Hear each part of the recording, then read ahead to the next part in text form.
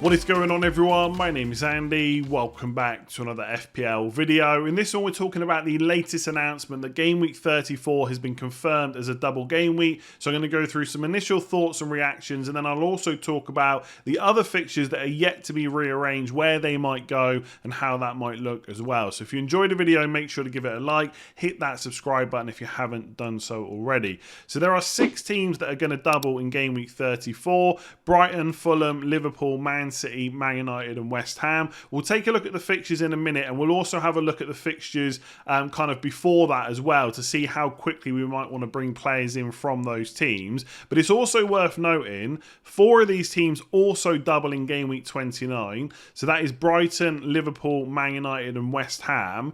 And also 3 of them will blank in Game Week 32. So before we get to that double in 34, you're also going to have no fixture in Game Week 32, and that is for Brighton, Man City and Man United. So just bear those things in mind. With Brighton, yes, they've got to play Man United, but at least both of their fixtures are at home. So they've got Wolves at home and Man United at home, and a lot of people are already going to be kind of doubled or even tripled up on Brighton because of the double that they also had in Game Week 27 as well. I'm sure I'm going to say the word double quite a lot in this video. So if we look at Brighton's fixtures, they've got a really nice double game week in 29, Brentford at home, Bournemouth away. It does get a bit trickier after that, to be fair. Spurs away, Chelsea away, then they're going to blank in Game Week 32. It's worth saying that this announcement's only just been made. So in the FPL site, they've not got rid of those fixtures in Game Week 32 yet, and they've also not added the doubles in 34. But obviously we know they're going to happen now. So they'll play Spurs away, Chelsea away, and then they'll blank. It gets a little bit better after that. Nottingham Forest away, and then the double in 34. I still think, given their cost and their value, they are still well worth having, because if you've got like a defender like Estepinian or Dunk, or you've got Steele in goal, for these tougher fixtures in 30 and 31, you can just bench them. Obviously, if you're not free hitting in 32, it does get a little bit more difficult to manage. That's something that you'll have to think about, like how many doublers can I get for 29 and for 34 without wrecking my team for 32 too much. We might talk about that a little bit more in future videos. But if you are free hitting, I think you can bench 1 or 2 of your Brighton players in these 2 tougher fixtures. If you have to play another one, that's not really a bad thing, because you're getting a great double in 29, a pretty good double in 34. And as we'll talk about in a minute, there's more double game weeks for Brighton to come after that as well. So that's what Brighton's look like. For Fulham, it's Man City at home and Liverpool away. We're still waiting to hear what happens with potential longer bans for obviously what happened in the FA Cup. So Mitrovic, for example, is definitely going to be missing the next few games. But if we come on to Fulham quickly here, and again, it hasn't been announced yet, but hopefully it will soon. He's probably going to miss at least 3 games, but that could be a much longer ban, to the point where he also misses games in 32, 33, and possibly even 1 or 2 of the games in double game week 34. And I just think Mitrovic is really the only one I'd usually consider from Fulham anyway. The double is really difficult. Man City at home and Liverpool. And you could even look at someone like Andreas Pereira, because if Mitrovic was out, he'd probably be on penalties. But he takes up a midfield spot. A lot of people have already got kind of 2 Brighton midfielders, maybe Rashford, maybe looking at Fernandes, Maddison wanting to keep Saka. There's a lot of midfielders to try and fit into 5 spots. I just don't think Fulham are really going to be that much of an option. But if we just quickly come back to the FPL page here, they have got some pretty nice single game week fixtures. Like it's Bournemouth in 29, but no double. Then it's West Ham at home, Everton away, Leeds at home. So I think in different circumstances, we might be thinking about their players, but with no Mitrovic as an option, possibly, I just think that double's just not good enough to worry about. There's going to be other transfers that are more important. So we're probably going to skip Fulham completely. I really like Liverpool's fixtures because I still back that attack. I still think it's a pretty decent attack. They're getting some players back to fitness as well. So Spurs at home and Fulham at home. Like Brighton, they've got 2 home fixtures. And who knows, possibly Mo Salah might be a captain that week. Obviously, Man City have also got a good double of Fulham away and West Ham at home. So most people are going to look at Haaland. I will as well. But also Champions League back up. If Man City are through, who knows whether Haaland might start to see some reduced minutes. Obviously, right now, at the time of recording, there's, worry over whether he'll even be back for game week 29, and we'll know more about injuries and stuff like that the closer we get to 34. But if you're looking at those fixtures and Haaland is not an option, then it does open up the captaincy conversation, because you could go for De Bruyne, a different Man City midfielder. You could obviously look at Rashford and Fernandes for their double as well. But Salah is definitely someone I want back for that double game week. No matter what happens before, I know that I'm going to want him then. So at some point, I need a plan to bring him in, and I'd possibly look at other Liverpool players as well. The thing I like about them is their fixtures after that double in 34 are pretty good for single game weeks. So if you got kind of stuck with them, it wouldn't necessarily be the worst thing, because it's not like they've got a load of really bad fixtures. Obviously, their double in 29 is not great whatsoever. The only player I'd even want to consider is Salah, and even he is not someone I'm necessarily desperate to bring in. So it's Man City away, Chelsea away. They then run into, obviously, league leaders Arsenal at home, which isn't easy either. But then it gets good. You've got Leeds away.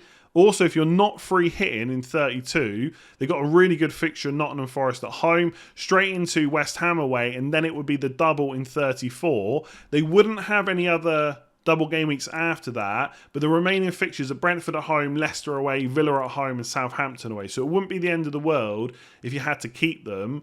And after 34, Man City will probably have another double as well. So you could even use Salah as a spot to switch to a Man City midfielder, for example. So as is probably unsurprising, I quite like Salah. But what I find... No, do you know what? I'm not going to get into the Salah conversation now. We'll discuss that in another video. That's Liverpool done. So Man City pretty good. Fulham away, West Ham at home. But they've got no double in 29. And they also blank in game week 32. So apart from people that are possibly thinking about getting Haaland back in at some point very soon, I'm not sure we're really going to be looking at too many other Man City players right now. They have got good single game week fixtures. Even Liverpool at home, you could say, is a decent enough one. Southampton away, Leicester at home. But I just don't know which other players I'd be confident about bringing in right now. Even Kevin De Bruyne is not playing every single game. You've got players like Foden, Mahrez, Grealish. Again, it just comes down to those midfield slots where I personally want both my Brighton players, Rashford, Fernandes, and one other. And I've just talked a lot about Salah. I just don't know where a Man City player really comes into the conversation. And even defenders, I don't know if I'd be that worried about getting one in. Possibly, I might look at Ederson for the double in 34, because he could get brought in game week 31. And I'm personally free hitting in 32, so that wouldn't matter. But I don't know, he's just so expensive, and I've had such a bad time with him this season. I'm not going to go out of my way to get him. If I've got a spare transfer and a bit of cash, then maybe I would. I just think Man City are always the team you want to target, and that is a very good double game week, but it gets very difficult to know which players to bring in. So I think for most of my Man City decisions, I'll probably leave them to as close to game week 34 as I can. Man United are definitely a team that I want to start looking to target sooner rather than later outside of Rashford, because they've got Aston Villa at home and Brighton away. Their fixtures between 29 and 34, if you're free hitting in 32, so you don't have to worry about that, are pretty good. And even if you're not free hitting, you might want to think about ways you can have one or two Man United players to kind of carry through. So they've got, and I'm not going to worry too much about flags now. I'm sure Rashford will be fine by 29. But they got Newcastle away and Brentford at home. Then it's straight into Everton at home in game week 30. Nottingham Forest away in 31. They're going to blank in 32. Spurs away in 33 is probably one of their harder fixtures that are left. And obviously by the time we get to that, you'd assume Spurs will have a new manager. Again, at the time of recording, Conte hasn't officially been sacked or anything like that. I was going to say fired, but it sounded a bit weird. Sacked or anything like that. They might have a new manager in, right? And who knows how well they'll be playing. But either way, I think that's perfectly fine to have one tough fixture when you're getting a double in 29, Everton and Forest. If you're free hitting this week, it doesn't matter anyway. Then you're straight into a double in game week 34 as well. And obviously that Chelsea game, when it is removed from the FPL site, that will also have to be rearranged later. So Man United will have a double in 29, a double in 34, with some fairly good single game week fixtures before that, and then another double game week afterwards as well. So that's pretty decent. And then West Ham have got Crystal Palace away and Man City away. So fairly tough and two away fixtures. And they're not... Like defensively, when you look at their expected goals conceded this season, they've done okay. And obviously Areola's in goal right now, but we don't know when Fabianski might be back to kind of become an issue there. Attack hasn't quite done it. That double doesn't scream out to me, I really want to get loads of their players, but they do have a great double game week in 29 itself. So if we just bring up West Ham's fixtures here a second. They got Southampton at home, Newcastle at home. They also get to play Fulham in 30 and Bournemouth away in game week 32, where lots of teams will blank. So for those of you without free hits, you could look at West Ham players. My only worry is the fixtures in between are a lot tougher. So 31 is Arsenal at home, 33 is Liverpool at home, but at least they are both at home, right? So if you fancy taking a punt on a West Ham player, I wouldn't necessarily say or two. I think you probably stick to a single West Ham player if you've got no free hit. You could potentially look at that. Some decent single game week fixtures to come afterwards. But I think for most of us, especially if we're free hitting in 32, West Ham are probably not going to be top of our list to look to bring in. So that is the confirmed double game week in 34. To be fair, lots of the fixture gurus like Ben Krellin on Twitter, James on Planet FPL kind of predicted this is what would happen. If you've been using the transfer planner on fpl.team, which I've talked about quite a lot, you can click the set projected fixtures from Planet FPL here, and when you get to game week 34, he'd already basically predicted all these fixtures anyway. So you can go onto that planner and have a look and start thinking about your transfers over the next few weeks. So I know for me, for example, I'm really keen to get Luke Shaw and Fernandes in alongside Rashford. And part of the reason is the double in 29, the good fixtures in 30, 31, another double in 34, and then another one to come later on as well. So as long as they can stay fit and there's no rotation there, they're going to get a good amount of fixtures versus other players for the rest of the season. Obviously, there's conversations around whether they're worth -4 this week, because you could always just get them in for game week 34 for free instead. And again, we'll discuss all that on game week preview and team selection next week. But Man United are definitely a team that I'm keen to get more than just Rashford from. And just quickly on the other double game weeks, we know there's still a fixture to be rearranged between Brighton and Newcastle. So it'll be Brighton against Newcastle away, Newcastle against Brighton at home, plus whatever fixture is already scheduled in the game week that it goes into. Now, there was some speculation that might have gone into game week 31, but that now looks very unlikely, because if there is going to be a double in 31, why wasn't it announced at the same time as double game week 34, which is obviously later in the season?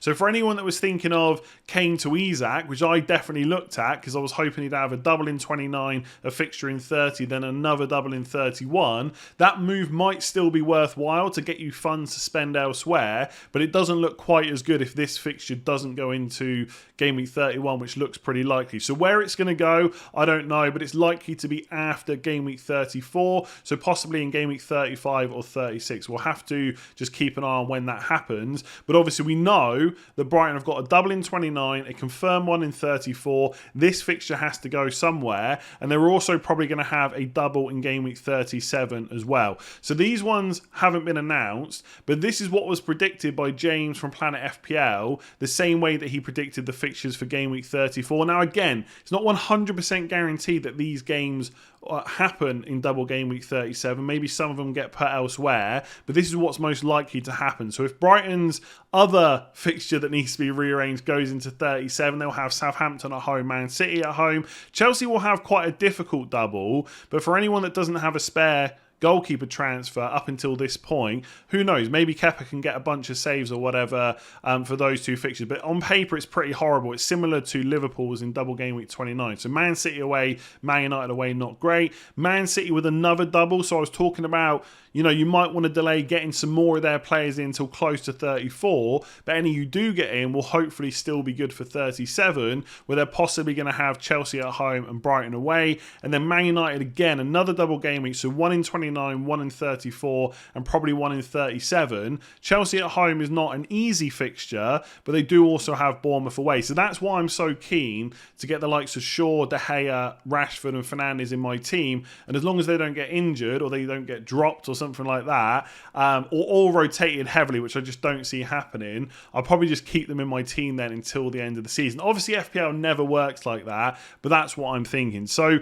from today's announcement, this is confirmed. We have 6 6 teams that are doubling in game week 34. They are the 6 teams. They are the double game weeks that they have. There is still a fixture between Brighton and Newcastle to be rearranged. We don't know where that's going to go, but presumably it'll be after game week 34 now. So lots of fixtures for Brighton from 34 to 38. And then possibly, if all the predictions are correct, this is what double game week 37 will look like, but we're still waiting for official confirmation. So there are my initial thoughts on the fixtures, which teams we might want to target and stuff like that. Leave me a comment below and let me know what you think. If you enjoyed that, give it a like, hit subscribe if you haven't done so already, and I'll catch you again soon.